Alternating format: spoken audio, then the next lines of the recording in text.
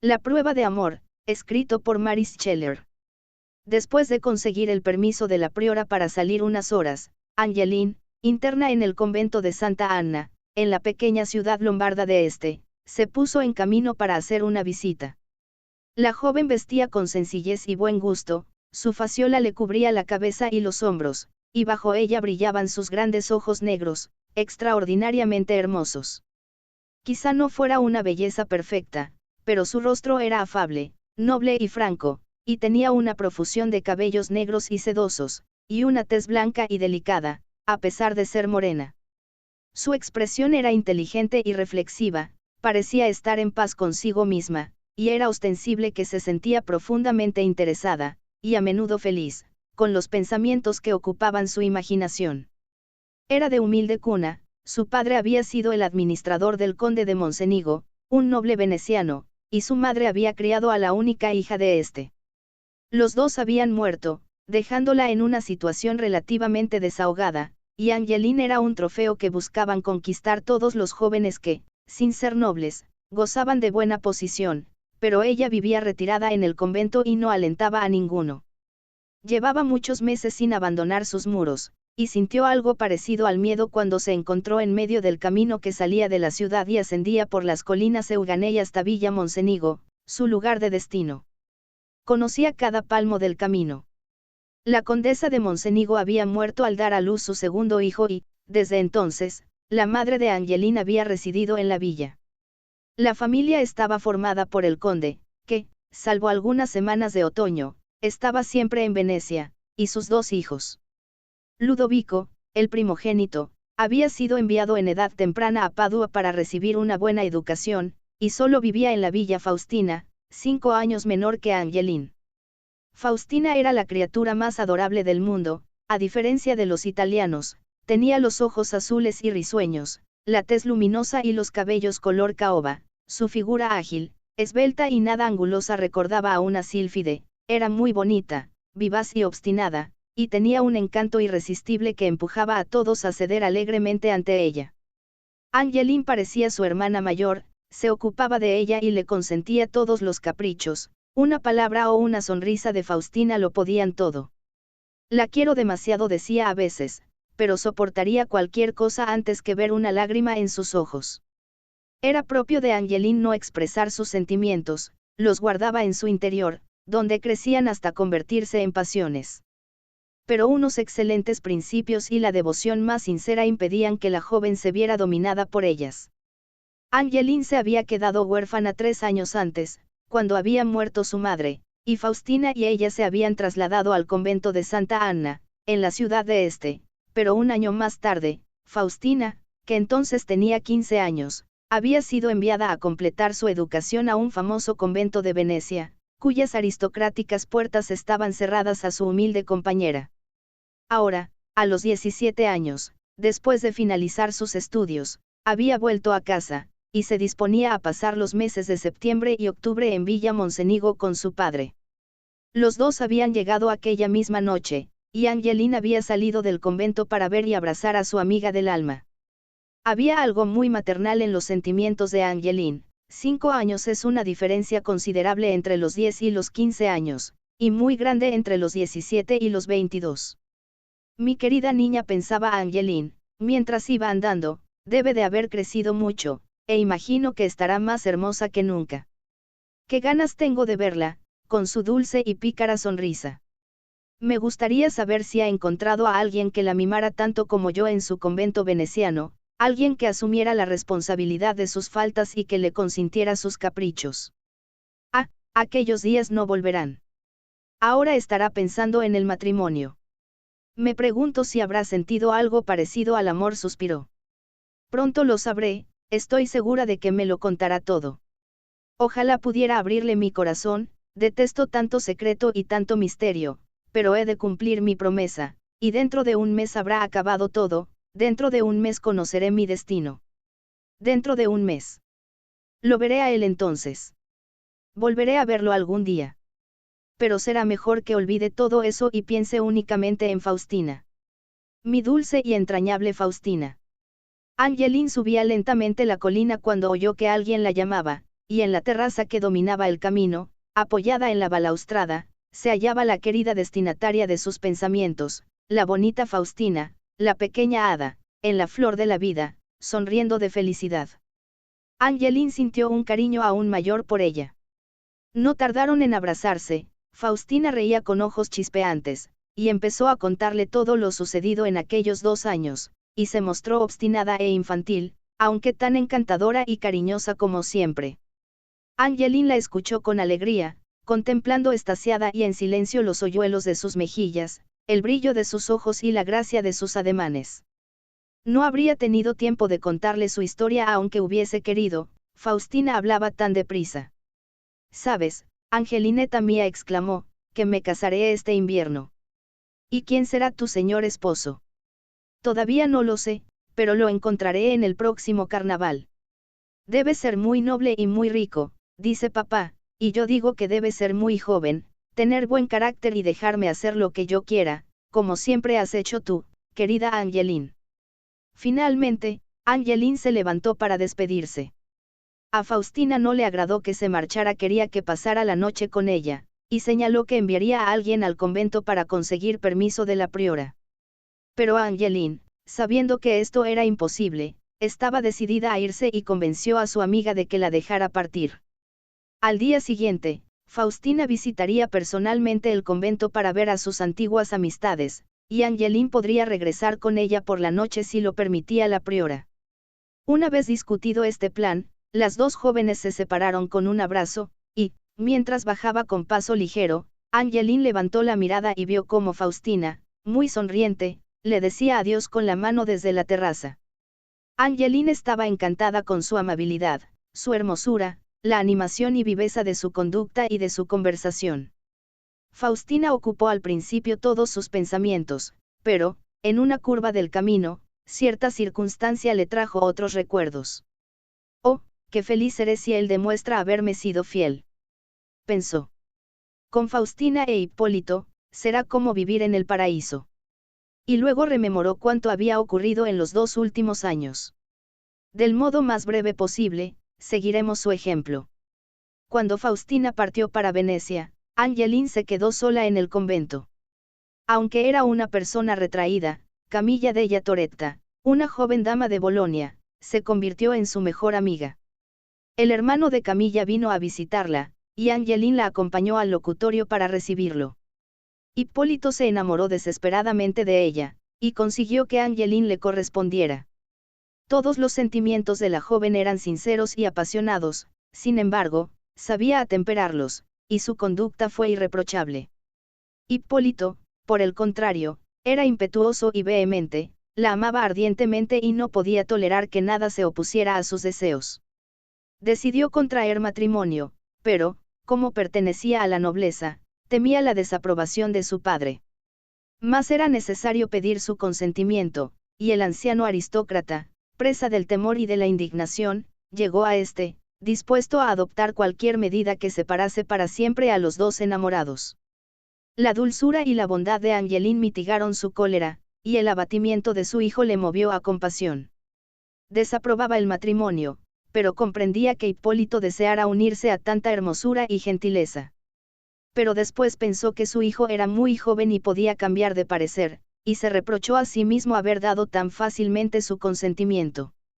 Por ese motivo llegó a un compromiso, les daría su bendición un año más tarde, siempre que la joven pareja se comprometiera, con el más solemne juramento, a no verse ni escribirse durante ese intervalo. Quedó sobreentendido que sería un año de prueba, y que no habría ningún compromiso hasta que éste expirara, y si permanecían fieles, su constancia sería premiada. No hay duda de que el padre creía, e incluso esperaba, que, en aquel periodo de ausencia, los sentimientos de Hipólito cambiarían, y que éste entablaría una relación más conveniente. Arrodillados ante una cruz, los dos enamorados prometieron un año de silencio y de separación, Angeline, con los ojos iluminados por la gratitud y la esperanza, Hipólito, lleno de rabia y desesperación por aquella interrupción de su felicidad, que jamás habría aceptado si Angeline no hubiera empleado todas sus dotes de persuasión y de mando para convencerlo, pues la joven había afirmado que, a menos que obedeciera a su padre, ella se encerraría en su celda, y se convertiría voluntariamente en una prisionera, hasta que terminara el tiempo prescrito. De modo que Hipólito prestó juramento e inmediatamente después partió hacia París. Faltaba solo un mes para que expirara el año, y no es de extrañar que los pensamientos de Angeline pasaran de su dulce Faustina al destino que la esperaba. Además del voto de ausencia, habían prometido mantener su compromiso y cuanto se relacionaba con él en el más profundo secreto durante ese periodo. Angeline accedió de buena gana, pues su amiga se hallaba lejos, a guardar silencio hasta que transcurriera el año, pero Faustina había regresado, y ella sentía el peso de aquel secreto en su conciencia. Pero no importaba, tenía que cumplir su palabra. Ensimismada en sus pensamientos, había llegado al pie de la colina y empezaba a subir la ladera que conducía a la ciudad de este cuando en los viñedos que bordeaban un lado del camino oyó un ruido, de pisadas, y una voz conocida que pronunciaba su nombre. «Virgen Santa. Hipólito», exclamó. «¿Es esta tu promesa? ¿Y es este tu recibimiento?», respondió él en tono de reproche. «¡Qué cruel eres! Como no soy lo bastante frío para seguir alejado, como este último mes ha durado una intolerable eternidad, te alejas de mí, deseas que me vaya. Son ciertos, entonces, los rumores. Amas a otro. Ah. Mi viaje no será en vano, descubriré quién es y me vengaré de tu falsedad». Angeline le lanzó una mirada de asombro y desaprobación, pero guardó silencio y prosiguió su camino. Tenía miedo de romper su juramento, y que la maldición del cielo cayera sobre su unión. Decidió que nada le induciría a decir otra palabra, si seguía fiel a la promesa, perdonarían a Hipólito por haberla incumplido. Caminó muy deprisa, sintiéndose alegre y desgraciada al mismo tiempo, aunque esto no es exacto, lo que le embargaba era una felicidad sincera, absorbente, pero temía en cierto modo la cólera de su amado, y sobre todo las terribles consecuencias que podría tener la ruptura de su solemne voto. Sus ojos resplandecían de amor y de dicha, pero sus labios parecían sellados, y, resuelta a no decir nada, escondió el rostro bajo su faciola, para que él no pudiera verlo, y continuó andando con la vista clavada en el suelo. Loco de ira, vertiendo torrentes de reproches, Hipólito se mantuvo a su lado, ora reprochándole su infidelidad, ora jurando venganza, o describiendo y elogiando su propia constancia y su amor inalterable. Era un tema muy grato, aunque peligroso. Angeline tuvo la tentación de decirle más de 1000 veces que sus sentimientos no habían cambiado, pero logró reprimir ese deseo y, cogiendo el rosario en sus manos, empezó a rezar. Se acercaban a la ciudad y, consciente de que no podría persuadirla, Hipólito decidió finalmente alejarse de ella, afirmando que descubriría a su rival, y se vengaría por su crueldad e indiferencia. Angeline entró en el convento, corrió a su celda y, poniéndose de rodillas, pidió a Dios que perdonara a su amado por romper la promesa, luego, radiante de felicidad por la prueba que él le había dado de su constancia, y recordando lo poco que faltaba para que su dicha fuera perfecta, apoyó la cabeza en sus brazos y se sumió en una especie de ensueño celestial. Había librado una amarga lucha resistiéndose a las súplicas del joven, pero sus dudas se habían disipado, él le había sido fiel y, en la fecha acordada, vendría a buscarla, y ella, que durante aquel largo año le había amado con ferviente, aunque callada, devoción, se vería recompensada. Se sentía segura, agradecida al cielo, feliz. Pobre Angeline.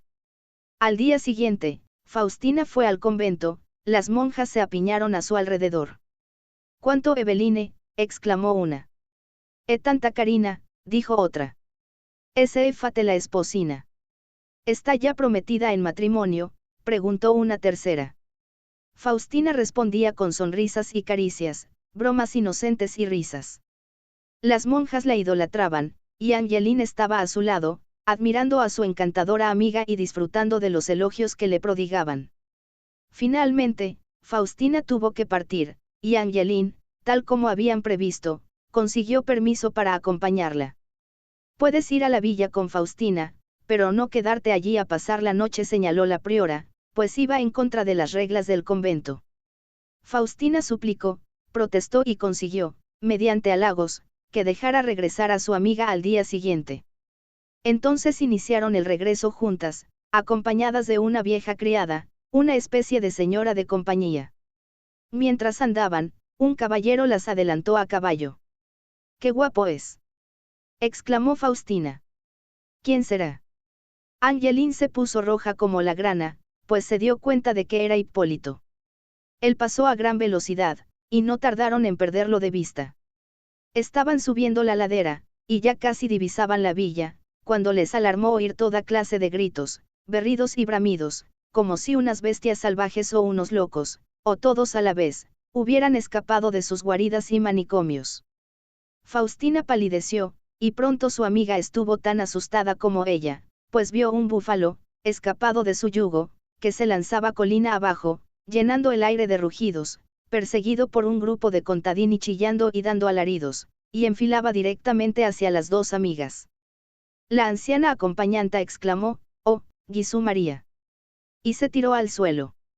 Faustina lanzó un grito desgarrador y cogió a Angeline por la cintura. Esta se puso delante de su aterrorizada amiga, dispuesta a afrontar ella todo el peligro para salvarla, y el animal se acercaba. En ese momento, el caballero bajó galopando la ladera, adelantó al búfalo y dándose media vuelta, se enfrentó al animal salvaje con valentía. Con un bramido feroz, la bestia se desvió bruscamente a un lado y cogió un sendero que salía a la izquierda, pero el caballo, despavorido, se encabritó, arrojó el jinete al suelo y huyó a galope tendido colina abajo. El caballero quedó tendido en el suelo, completamente inmóvil. Le llegó entonces el turno de gritar a Angeline, y ella y Faustina corrieron angustiadas hacia su salvador.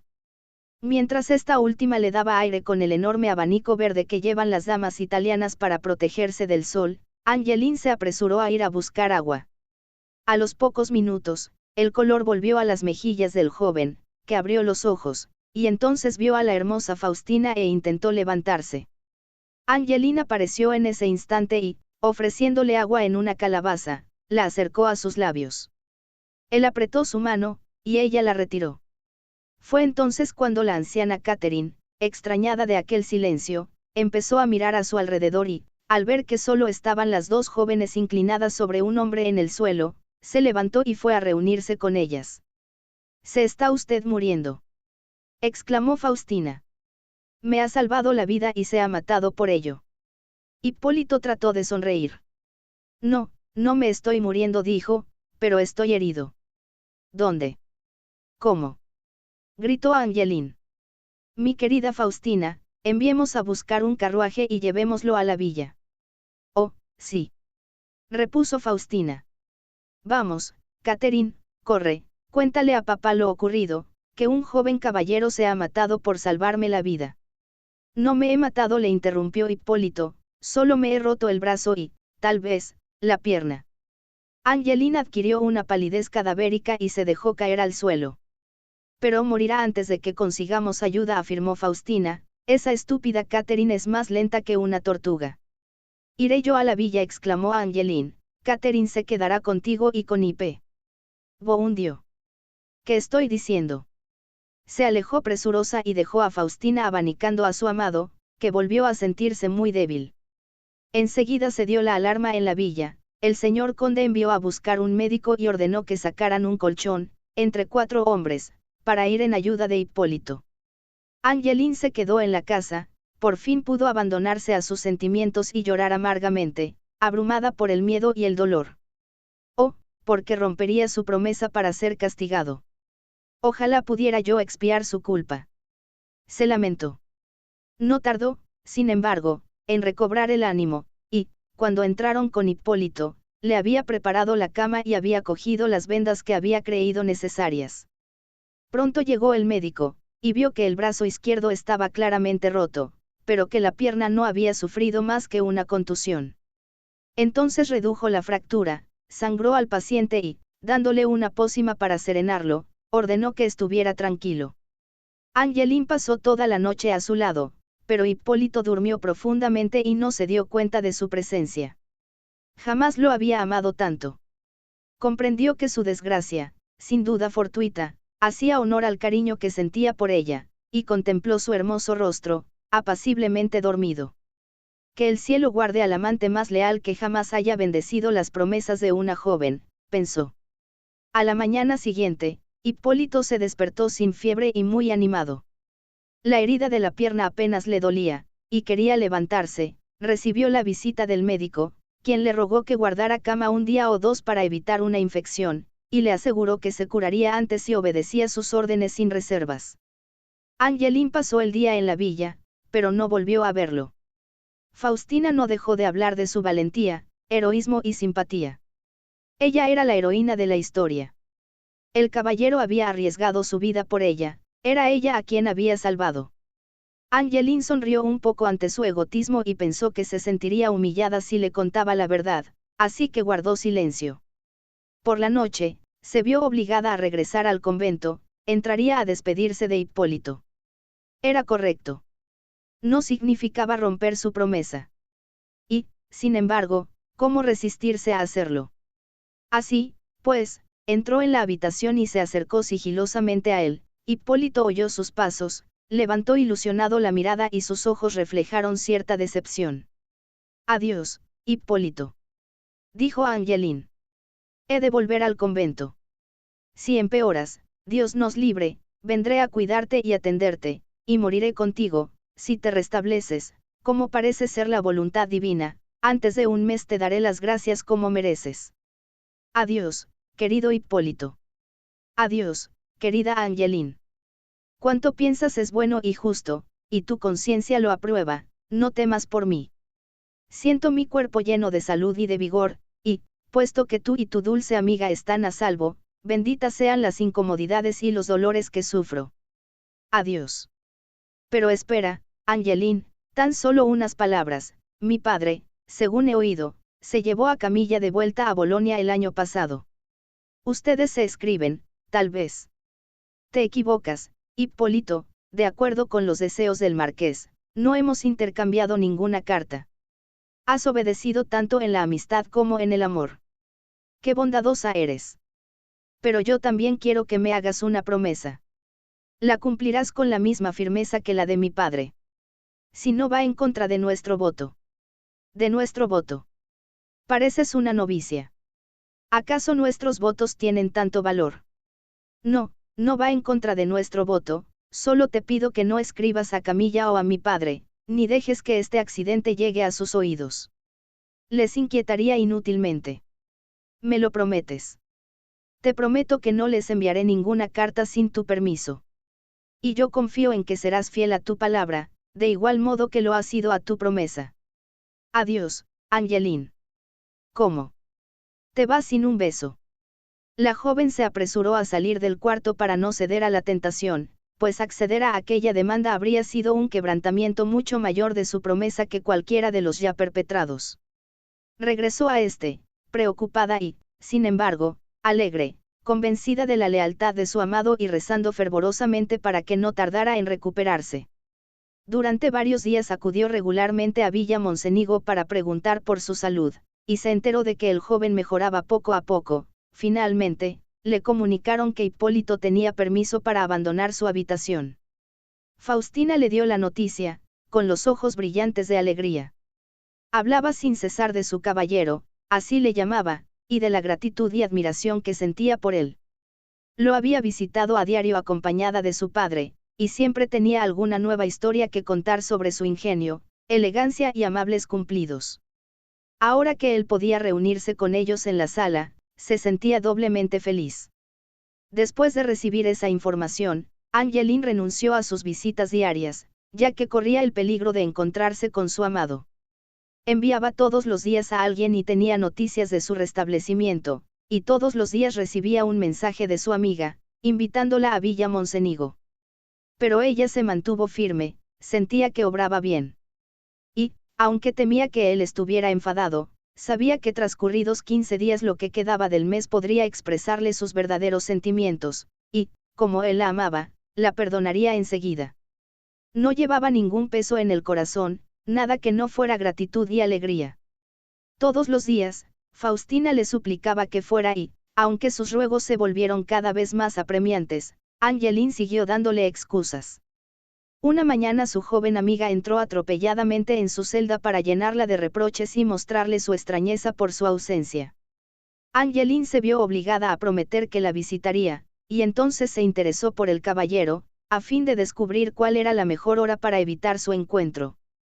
Faustina se sonrojó, un adorable rubor se extendió por todo su rostro mientras exclamaba: «Oh, Angeline. Quiero que vengas por él». Angeline enrojeció a su vez, temiendo que Hipólito hubiera traicionado su secreto, y se apresuró a decir: «¿Te ha dicho algo?». «Nada», respondió alegremente su amiga, «por eso te necesito». «Oh, Angeline. Papá me preguntó ayer si Hipólito me gustaba, y añadió que, si su padre lo aprobaba, no veía ninguna razón por la que no pudiéramos casarnos. Tampoco yo, pero me querrá él. Oh, si no me ama, no dejaré que se hable del asunto, ni que pregunten a su padre. No me casaría con él por nada del mundo». Y los ojos de la delicada joven se llenaron de lágrimas, y se arrojó a los brazos de Angeline. «Pobre Faustina», pensó su amiga, «seré yo la causante de su sufrimiento». Y empezó a acariciarla y a besarla con palabras cariñosas y tranquilizadoras. Faustina prosiguió. Estaba convencida, dijo, de que Hipólito la amaba. Angeline se sobresaltó al oír su nombre así pronunciado por otra mujer, y palideció y se estremeció mientras se esforzaba por no traicionarse a sí misma. El joven no daba demasiadas muestras de amor, pero parecía tan feliz cuando ella entraba, e insistía tanto en que se quedara, y luego sus ojos. «¿En alguna ocasión te ha dicho algo de mí?», inquirió Angeline. «No. ¿Por qué iba a hacerlo?», replicó Faustina. «Me salvó la vida», contestó su amiga, ruborizándose. «¿De veras? ¿Cuándo?». «Oh, sí, ahora lo recuerdo. Solo pensaba en mí, pero lo cierto es que tu peligro fue tan grande, no, más grande, pues me protegiste con tu cuerpo. Mi amiga del alma, no soy una desagradecida, aunque Hipólito me vuelva tan olvidadiza». Todo esto sorprendió, mejor dicho, dejó estupefacta a Angeline. No dudó de la fidelidad de su amado, pero temió por la felicidad de su amiga, y cualquier idea que se le ocurría daba paso a ese sentimiento.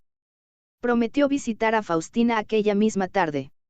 Y ahí está de nuevo, subiendo lentamente la colina, con el corazón encogido a causa de Faustina, confiando en que su amor repentino y no correspondido no comprometa su felicidad futura. Al doblar una curva, cerca de la villa, oyó que la llamaban, y, cuando levantó los ojos, volvió a contemplar, asomado a la balaustrada, el rostro sonriente de su hermosa amiga, e Hipólito estaba junto a ella. El joven se sobresaltó y dio un paso atrás cuando sus miradas se encontraron. Angeline había ido decidida a ponerle en guardia, y estaba ideando el mejor modo de explicarle las cosas sin comprometer a su amiga. Fue una labor inútil. Cuando entró en el salón, Hipólito se había marchado, y no volvió a aparecer. No querrá romper su promesa, pensó Angeline. Pero se quedó terriblemente angustiada por su amiga, y muy confusa. Faustina solo podía hablar de su caballero. Angeline estaba llena de remordimientos, y no sabía qué hacer. Debía revelar la situación a su amiga. Quizá fuera lo mejor, y, sin embargo, le parecía muy difícil. Además, a veces tenía casi la sospecha de que Hipólito la había traicionado. El pensamiento venía acompañado de un dolor punzante que luego desaparecía, hasta que creyó enloquecer, y fue incapaz de dominar su voz. Regresó al convento más inquieta y acongojada que nunca.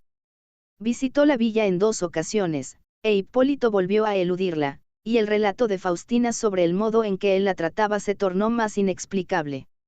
Una y otra vez, el miedo de haberlo perdido la atormentó, y de nuevo se tranquilizó a sí misma pensando que su alejamiento y su silencio eran debidos al juramento, y que su misterioso comportamiento con Faustina solo existía en la imaginación de la joven. No dejaba de dar vueltas al modo en que debía comportarse, mientras el apetito y el sueño la abandonaban. Finalmente, cayó demasiado enferma para ir a la villa y, durante 2 días, se vio obligada a guardar cama. En aquellas horas febriles, sin fuerzas para moverse, y desconsolada por la suerte de Faustina, tomó la decisión de escribir a Hipólito. Él se negaría a verla, así que no tenía otro modo de comunicarse. Su promesa lo prohibía, pero la habían roto ya de tantas maneras. Además, no lo hacía por ella, sino por su querida amiga. Pero, ¿qué pasaría si su carta llegaba a manos extrañas? ¿Y si Hipólito pensaba abandonarla por Faustina? Entonces el secreto quedaría enterrado para siempre en su corazón. Por ese motivo, resolvió escribir su misiva sin que nada la traicionara ante una tercera persona. No fue una tarea fácil, pero finalmente la llevó a cabo. El señor caballero sabría disculparla, confiaba. Ella siempre había sido como una madre para la señorita Faustina, la amaba más que a su vida. El señor caballero estaba actuando, quizá, de un modo irreflexivo. Comprendía sus palabras. Y, aunque no tuviese ninguna intención, la gente haría conjeturas. Todo cuanto le pedía era permiso para escribir a su padre, a fin de que aquella situación de incertidumbre y misterio terminara lo antes posible. Angeline rompió 10 notas, y, aunque no estaba satisfecha con esta última, la cerró, y luego se arrastró fuera de la cama para enviarla inmediatamente por correo. Aquel acto de valentía tranquilizó su ánimo, y fue muy beneficioso para su salud. Al día siguiente se sentía tan bien que decidió ir a la villa para descubrir el efecto que había producido su carta. Con el corazón palpitante, subió la ladera y, al doblar la curva de siempre, levantó la mirada. No había ninguna Faustina en la balaustrada. Y no era de extrañar, pues nadie la esperaba. Sin embargo, sin saber por qué, se sintió muy desgraciada y los ojos se le llenaron de lágrimas. Si pudiera ver a Hipólito un momento, y él me diera la más pequeña explicación, todo se arreglaría, caviló. Con esos pensamientos llegó a la villa y entró en el salón. Oyó unos pasos rápidos, como si alguien huyera de ella. Faustina estaba sentada delante de una mesa leyendo una carta, sus mejillas rojas como la grana, su pecho palpitando de agitación. El sombrero y la capa de Hipólito se hallaban a su lado, e indicaban que acababa de abandonar precipitadamente la estancia. La joven se volvió, divisó a Angeline, sus ojos despidieron fuego, y arrojó la misiva que estaba leyendo a los pies de su amiga. Angeline comprendió que era la suya. «Cógela», dijo Faustina. «Te pertenece». «¿Por qué motivo la has escrito, y qué significa? Es algo que no preguntaré. Ha sido algo despreciable por tu parte, además de inútil, te lo aseguro. No soy alguien que entregue su corazón antes de que se lo pidan, ni que pueda ser rechazada cuando mi padre me ofrece en matrimonio. Coge tu carta, Angeline». «Oh. Yo nunca creí que te comportarías así conmigo».